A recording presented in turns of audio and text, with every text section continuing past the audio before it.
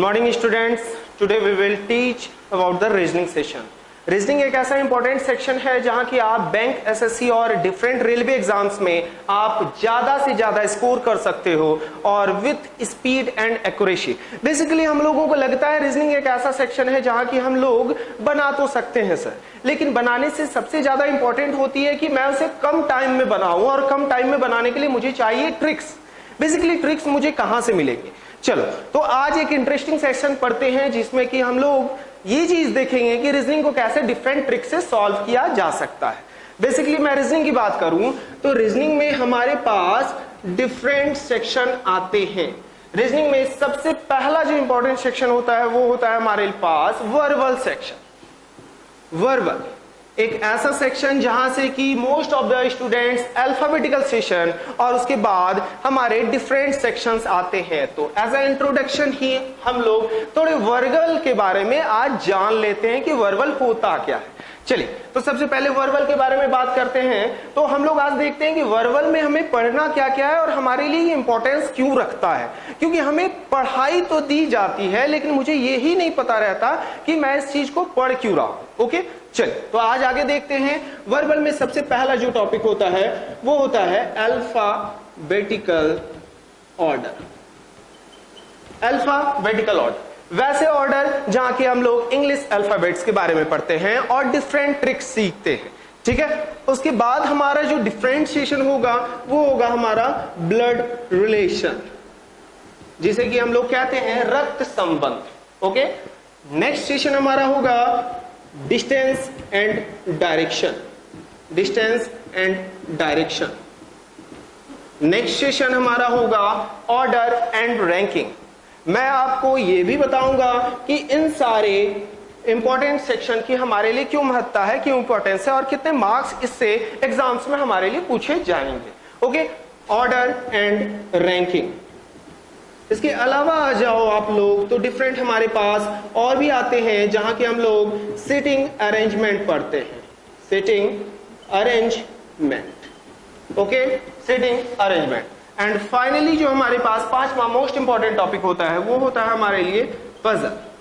क्योंकि पजल में हमारे पास ये सारी चीजें आ जाती है जहां की आप ये चीज देख सकते हो कि हमें पूरे के पूरे कॉन्सेप्ट को पजल में डाल दिया जाता है। और एसबीआई पीओ की बात करूं और डिफरेंट बैंक एग्जाम्स की मैं बात करूं तो हमारे लिए बहुत ही इंपॉर्टेंट सेक्शन होगा, क्योंकि वहां से हमारे 25 से 30 क्वेश्चन पूछे जाते हैं और इतने एफिशिएंटली क्वेश्चन पूछे जाते हैं कि जिसे स्टूडेंट्स बना पाने में इनकेपेबल होते हैं। लेकिन इनके लिए सबसे बेहतर होती है कि हमारे कॉन्सेप्ट को अच्छा बनाया जाए। चलिए तो इन सारी बातों को अब हटाकर हम कुछ टॉपिक्स के बारे में बात करें और कुछ टॉपिक्स पर पढ़ाई करें। ओके सर, रिज्यूम कीजिए। आज हम लोग सबसे पहला टॉपिक करेंगे हमारा रीजनिंग का एक नॉन वर्बल सेक्शन का बहुत ही इंपॉर्टेंट सेक्शन होगा, क्योंकि आप लोगों को बच्चों को पता होगा 2017 में सीजीएल एसएससी की वैकेंसी आ चुकी है और मोस्ट ऑफ द कैंडिडेट इसके लिए प्रिपरेशन करने की कोशिश कर रहे हैं और साथ साथ उसके लिए जा रहे हैं। तो इसकी एग्जाम्स जो होगी 1 to 20 अगस्त के बीच में होगी। ठीक है, तो चलो हमारा कहीं ना कहीं ये इंपॉर्टेंट सेशन होगा कि हम लोग रीजनिंग में सबसे ज्यादा से ज्यादा स्कोर्स कैसे कर सकते हैं और खास तौर पर नॉन वर्बल सेक्शन से। चलिए तो नॉन वर्बल सेक्शन में हमारा आज टॉपिक होगा डाइस। एक इंपॉर्टेंट सेक्शन जहां से बच्चे 4 से 5 मार्क्स इजिली गेन कर सकते हैं, बशर्ते कुछ छोटे टॉपिक्स हैं, इंपॉर्टेंट कॉन्सेप्ट है। सबसे पहले समझ लो कि पासा होता क्या है। चलिए एक पासे के बारे में अगर बात मैं करता हूं तो पासा होता क्या है। अच्छा चलो, बचपन में एक गेम खेलते थे ना, लूडो। लूडो में हमारा एक पासा हुआ करता था जिसे हम लोग डाइस कहते हैं। डाइस के बारे में पहले समझ लो तो डाइस एक कुछ 3D फॉर्मेशन का आएगा। 3D फॉर्मेशन कुछ ऐसा आएगा। चलिए ऐसा आएगा तो इस वाले डाइस को जरा गौर से देखो तो टोटल इसमें मुझे 6 फेसेस दिखते हैं। मुझे टोटल 6 फेसेस दिखेंगे, एक सामने, एक उसके पीछे, एक ऊपर और जस्ट एक नीचे, एंड फाइनली लेफ्ट के अपोजिट राइट। ओके, ये मेरे 6 फेसेस दिखे। लेकिन सर क्वेश्चंस क्या पूछे जाते हैं डाइस में, ये चीज देखते हैं। जनरली जो डाइस में क्वेश्चंस पूछती हैं एसएससी में, ये अपोजिट फेसेस के बारे में पूछा जाता है। सबसे पहले हम बात करते हैं कि डाइस होते कितने तरह के हैं सर। तो डाइस हमारे जो होते हैं वो 2 टाइप्स के होते हैं। There are 2 types of dice. सबसे पहला डाइस जो होता है वो होता है स्टैंडर्ड डाइस, जिसके बारे में हम लोग हिंदी में कहते हैं मानक पासा। पहला होता है क्या जी, स्टैंडर्ड डाइस, जिसे हम लोग हिंदी में कहते हैं मानक पासा। दूसरा हमारे पास होता है वो होता है जनरल डाइस। चलिए भैया, ये तो जान गए कि जनरल डाइस और स्टैंडर्ड डाइस 2 तरह के डाइस होते हैं, लेकिन इन दोनों को डिफरेंशिएट कैसे करें, इन दोनों में अंतर क्या होता है। चलो एक लॉजिक याद रखना, 7 रॉन्ग एंड 7 राइट। अब बात आती है कि सर ये 7 रॉन्ग एंड 7 राइट है क्या। ठीक है, चलिए इस क्वेश्चन को हम एग्जाम्पल के थ्रू से समझते हैं और कुछ डायग्राम के थ्रू से बनाते हैं। सबसे पहले हमारे पास एक पासा बना हुआ है और मैं इसमें पिक्चर ड्रॉ कर रहा हूं, 2, 3 and 1। एक सिंपल सा डाइस है। मैंने पूछा, हमारे पास सेम क्वेश्चन दिया हुआ है फिगर 1, एंड मैं इसमें पूछ रहा हूं, क्वेश्चन आपको कुछ इस तरह से पूछा जाएगा कि 2 के अपोजिट में कौन सी फेस होगी। तो हमारे लिए ये कैसे मालूम किया जाएगा कि ये जनरल डाइस है या स्टैंडर्ड डाइस है। तो इसके लिए सबसे पहले आप क्या करो कि मुझे ये चेक करना गया होगा कि दिया गया पासा एक स्टैंडर्ड डाइस है या जनरल डाइस है। ओके, तो सबसे पहले आप किन्हीं भी 2 adjacent, what ever I am saying, जो मैं कह रहा हूं जरा ध्यान से सुनिएगा, 2 किसी भी एडजेसेंट साइड्स का योग यदि 7 ना हो तो क्या 2 और 1, क्या इन दोनों को जोड़कर 7 आ रहा है? नहीं। 3, 2, 5 हुए, क्या 7 आ रहा है? 3, 1, क्या 7 आ रहा है? नहीं, किसी से 7 नहीं आ रहा है। भैया 7 नहीं आने चाहिए, 7 से कम आ जाए कोई दिक्कत नहीं है, 7 से ज्यादा आ जाए कोई दिक्कत नहीं, लेकिन एक्यूरेट 7 नहीं आने चाहिए। दिख रहा है, स्टैंडर्ड डाइस 7 क्रॉस है। तो मैंने क्या किया, दिया गया पासा मेरे पास क्या है, अभी एक स्टैंडर्ड डाइस है, क्योंकि स्टैंडर्ड डाइस का डेफिनेशन हो गया किन्हीं भी 2 एडजेसेंट फेसेस का या साइड्स का योग 7 नहीं होना चाहिए। ओके, चलिए तो देख लेते हैं। 3, 2, 1, 2, 3, 4, किसी भी एंगल से हमारे 7 नहीं आ रहे हैं, तो इसे मैं सबसे पहले कहूंगा स्टैंडर्ड डाइस। क्वेश्चन हमारा पूछा गया है ऑपोजिट टू 2 के अपोजिट कौन सी फेस होगी। यदि 2 मेरे सामने फेस में है तो 2 के अपोजिट फेस कौन सी होगी। चलिए ठीक है, तो जरा सा 2 की पहले मैं कुछ एक ट्रिक देखते हैं। चलो ट्रिक्स क्या है हमारे पास, कैसे फाइनली हम लोग फाइंड आउट करते हैं। तो स्टैंडर्ड डाइस के लिए बस छोटी सी बात याद रखना कि 2 में मैं कितना जोड़ूं कि 7 आ जाए। चलिए कितना जोड़ दे, चलिए 5 जोड़ देते हैं। 2 में मैं 5 जोड़ देता हूं तो कितने आ जाते हैं, 7। 3 में मैं कितना जोड़ दूं कि 7 आ जाएंगे, 4। और 1 में मैं कितना जोड़ूं कि 7 आ जाए।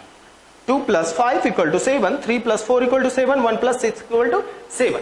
बस मुझे याद रखना है 2 का अपोजिट 5 होगा, 3 का अपोजिट 4 होगा, 1 का अपोजिट 6 होगा। ये हमारे हो गए अपोजिट। तो मैं ये कह सकता हूं कि 5 का अपोजिट भी 2 होगा, 3 का अपोजिट भी 4 होगा और 1 का अपोजिट 6 होगा। ठीक है सर, लेकिन बात आती है कि अभी तो आपने कहा कि 7 नहीं आना चाहिए। ठीक है, लेकिन जरा गौर करो, मैंने 7 इसलिए बोला था कि किन्हीं 2 एडजेसेंट योग का 7 नहीं आना चाहिए, लेकिन यहां क्या हो रहा है, यहां तो हमारे 2 ऑपोजिट फेसेस के योग 7 हो रहे हैं। तो अब बस स्टैंडर्ड डाइस हमारा इतना ही था, यहां तक समझ में आ गया। तो हमारा याद हो गया कि 2 का अपोजिट 5, 3 का 4, 1 का 6, बस इसे याद कर लेना। ठीक है, चलिए आगे चलते हैं। स्टैंडर्ड डाइस अब जब भी पूछा जाएगा तो आप सबसे पहले क्या चेक करोगे, दिया गया पासा स्टैंडर्ड है या जनरल। स्टैंडर्ड के लिए किन्हीं भी 2 एडजेसेंट फेसेस का योग 7 नहीं होना चाहिए। ओके, चलिए आगे देखते हैं। नेक्स्ट फिश है हमारे पास दूसरा पासा जनरल डाइस। अच्छा भैया, अगर स्टैंडर्ड डाइस नहीं हुआ तो वो जनरल ही डाइस होगा, लेकिन जनरल डाइस के पहले जरा याद कीजिए, मैंने जनरल डाइस के साइड में 7 राइट लगाया था। तो जरा फिगर ड्रॉ कर लेते हैं। फिगर ड्रॉ किया मैंने, मेरे पास एक पासा है 3 4 2। अब जरा गौर से देखो, क्या दिया गया पासा एक स्टैंडर्ड डाइस है या जनरल डाइस है? क्योंकि दो दिए गए एडजेसेंट फेसेस का योग अभी 7 आ जा रहा है, क्योंकि 4 + 3, 2 + 3 एंड 4 + 2, तो 4 + 3 कितने हो गए? 7 हो गए, और 7 हो गए तो मैं इसे क्या कहूंगा? General dice. इसके अपोजिट अगर स्टैंडर्ड की बात कहूं तो स्टैंडर्ड में मैंने कहा था कि किन्हीं भी दो एडजेसेंट निकटवर्ती बगल वाले दो साइड्स का योग 7 नहीं होना चाहिए। अब मेरे 7 आ गए। ओके, चलिए आगे देखते हैं। अब मुझे पूछा गया सेम क्वेश्चन कि 3 का अपोजिट क्या होगा। याद रखिएगा, स्टैंडर्ड डाइस के केस में सिंगल डाइस से मैं आंसर कर सकता हूं, लेकिन जनरल डाइस के केस में मुझे 2 डाइस की जरूरत पड़ेगी। ठीक है, चलिए तो सबसे पहले क्वेश्चन जो दिया रहेगा, आपको एक और पासा दिया रहेगा और इस दोनों पासे से मुझे आंसर निकालने हैं। जरा देख लेते हैं सर क्वेश्चन क्या पूछा गया है। 3 2 1 6। ओके, मेरे पास 2 फिगर दिए गए हैं और अब पूछा गया है कि 4 का अपोजिट क्या होगा। चलिए, तो सबसे पहले मेरा काम होगा स्टैंडर्ड पासा चेक करना या जनरल डाइस चेक करना। जनरल डाइस अगर मेरे पास निकल गया तो अब मैं चेक करूंगा केस 1। केस 1 कहता है if one face is same और सिमिलर। जरा गौर से देखो इन दोनों पासों को, क्या इन दोनों पासों में से एक वैल्यू दिख रहा है समान? जी हां, वो कौन सा वैल्यू है? 2। लेकिन उससे पहले सर मुझे ये चेक करना है कि दिया गया पासा जनरल है या नहीं है, क्योंकि 4 और 3 मिलकर 7 हो रहे हैं, 6 और 1 मिलकर 7 हो रहे हैं, तो एक ही पासे को बस रोटेट किया गया है। कहीं ना कहीं ये दोनों पासे एक ही हैं, बस इन्हें रोटेट किया गया है। तो सबसे पहले इन दोनों से कॉमन वैल्यू निकाल लीजिए। कॉमन वैल्यू इन दोनों में क्या निकला? 2। ठीक है, अब 2 से या तो क्लॉकवाइज या तो एंटी क्लॉकवाइज, क्लॉकवाइज आप घड़ी की दिशा की ओर, घड़ी की दिशा की ओर 2 से कहां चलोगे? 1 पर, और 1 से कहां आओगे? 6 पर। ओके, सेम सिमिलर वाले फेस को ढूंढ लीजिए। 2 को 2 के नीचे मैंने लिखा, और 2 से मैं क्लॉकवाइज चलूंगा तो 2 के बाद 3 एंड 3 के बाद 4। चलो, क्योंकि मुझे 4 से फिर 2 के बाद जाने की जरूरत ही नहीं है, क्योंकि ऑलरेडी मैं 2 पर पहुंच चुका हूं। ठीक है, तो अब मेरा आंसर आ गया 1 का अपोजिट 3 होगा और 6 का अपोजिट 4 होगा। ठीक है, लेकिन क्या 2 का अपोजिट 2 होगा क्या? नहीं। तो जरा गौर से देखिए, 1 2 3 4 6 चला गया, तो बचा क्या? 5। तो 5 किसका अपोजिट हो जाएगा? 2 का अपोजिट हो जाएगा। ये बात समझ में आई? ठीक है, ये हमारा हो गया जनरल डाइस जब हमारे 1 फेस सिमिलर होंगे।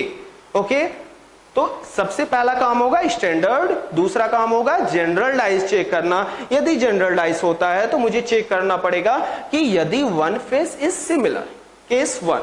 ओके, चलिए सर अगर इसके अपोजिट दूसरा कंडीशन हो जाए हमारे पास, तो जरा उसके बारे में हम लोग डिस्कस करते हैं। चलिए, हमारे पास दूसरा डाइस दिया गया है। सेम सबसे पहले चेक करना होगा हमें कि दिया गया पासा एक जनरल डाइस है या स्टैंडर्ड डाइस है। चलिए जरा चेक कर लेते हैं। अभी वैल्यू मैंने मान लो 3 4 एंड 1, 2 3 एंड 4। ओके, सबसे पहले इन दोनों को चेक करना है मुझे कि दिया गया पासा फिगर 1 एंड फिगर 2, क्योंकि मुझे ये तो मालूम है कि एक ही पासे के बस 2 रोटेशन है, एक पासे को बस 2 तरह से रोटेट किया गया है। अब जरा देखिए इन दोनों पासे को कंपैरिजन करके सबसे पहला काम होगा कि दिया गया पासा जनरल है या नहीं। 4 + 3, 2 एडजेसेंट फेस मिलकर 7 बनाते हैं, तो मैंने कहा कि हाँ ये दिया गया पासा एक जनरल डाइस है। ओके, चलिए तो अब आगे देखते हैं इन दोनों में केस 2। केस 2 हमारा कहता है जब 2 फेसेस समान हो। कौन कौन से फेस मिल रहे हैं? 3 और 4, 3 and 4 क्या है, सिमिलर है, बट डिसिमिलर 1 क्या है, 1 और 2। तो मैं सीधा सीधा कहूंगा 1 का जो अपोजिट होगा वो 2 होगा। लेकिन सवाल आता है सर कि आपने डिसिमिलर 1 के लिए 1 का अपोजिट 2 कहा, लेकिन क्या 3 का अपोजिट क्या होगा? तो आंसर याद रखिएगा, जब जनरल डाइस के केस में केस नंबर 2 आएगा तो मैं बिल्कुल ये नहीं कह सकता दिए गए सिमिलर 1 के लिए मैं आंसर जो करूंगा वो होगा हमारा C and D. That means can't be determine, ज्ञात नहीं किया जा सकता, क्योंकि इन दोनों पासों के लिए आप कुछ भी नहीं कह सकते हो, सिर्फ कह सकते हो इन दोनों के लिए जो कि डिसिमिलर 1 है। ओके, ये हमारा पूरा का पूरा क्लियर हुआ क्लोज्ड डाइस का ऑप्शन। Okay, thank you.